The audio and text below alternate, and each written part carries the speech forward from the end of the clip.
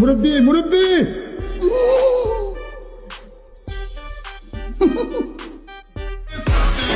Hey hello guys, আসসালামু আলাইকুম। ওয়ালাইকুম আসসালাম।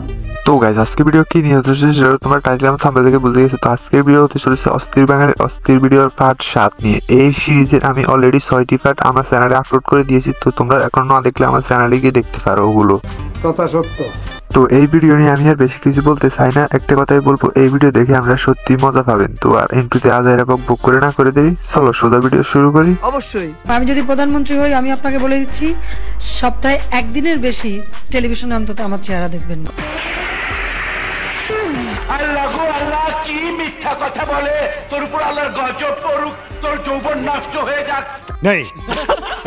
এই সময় কম, শুরু করো। যেখানে বৃষ্টির জন্য একটা কুত্তা বের হইতে পারে না বাসার থেকে বাইরে, সেখানে আমার বাসার সামনে শত শত মেয়ে হাজির। তো আমি তাদেরকে জিজ্ঞেস করলাম, এই বৃষ্টিতে তোমরা কেন আসছো? তারা বলতেছে যে আমার সাথে একটা ছবি তুলতে চায় তারা। এর কোনো আত্মীয় স্বজন নাই, শুভাকাঙ্ক্ষী কেউ নাই, তাকে নিয়ে আপনারা একটু পাবনা নিয়ে ভর্তি করে দেন, যত টাকা লাগে আমি দিব। তো গাইস, আইফোন 16 নিয়ে এই আফার ভিডিওটা দেখেন।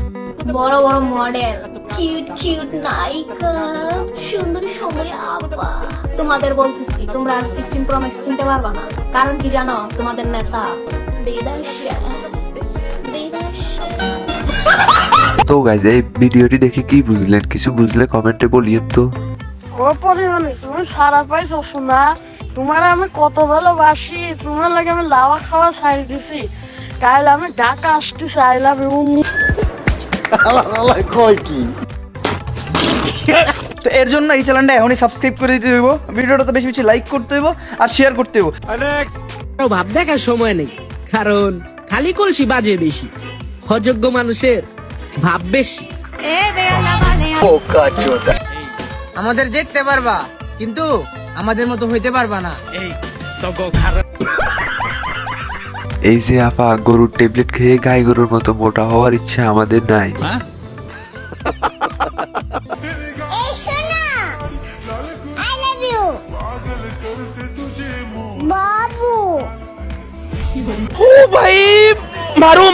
এই যে ছোট্ট আপু, তোমার তো মনে হয় এখনো পর্যন্ত পুরো দাঁত বেগগুলোই উঠে নাই।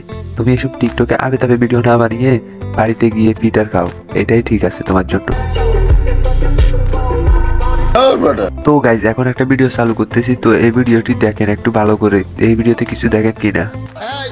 সোনামণি বসো, জান তুই টেকে নতুন নতুন কই ভাইয়া? কি কিছু দেখতে পাইছেন তো? আর আমার এই ভিডিওটি যদি আপনি রাতে দেখে থাকেন, তাহলে আপনার জন্য এই ভিডিওটা।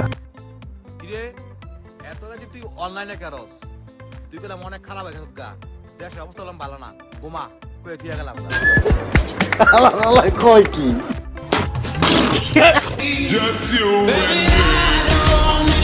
তো গাইজ, যারা যারা এখনো চ্যানেলটি সাবস্ক্রাইব করে নাই, চ্যানেলটি সাবস্ক্রাইব করে ভিডিওতে একটা লাইক দিয়ে দিবেন। দোস্ত, সামনে তোর জন্মদিন না? তাই আমি তোর জন্মদিনের জন্য তোর একটা গেঞ্জি গিফট করলাম। দোস্ত, তুই আমার এত ভালোবাসিস, আমার গেঞ্জি গিফট করলি? আরে বেটা, বন্ধু বান্ধবের ভিতরে এটি চলে।